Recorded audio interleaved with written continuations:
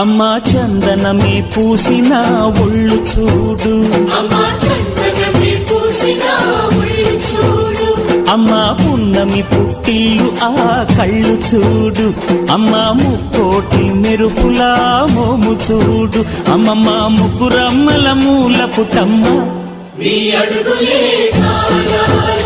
అమ్మా నిప్పుల్ని తొక్కిన నడక చూడు, అమ్మా దిక్కుల్ని దాటిన కీర్తి చూడు, 1000 సూర్యుళ్ళై మెరిసిన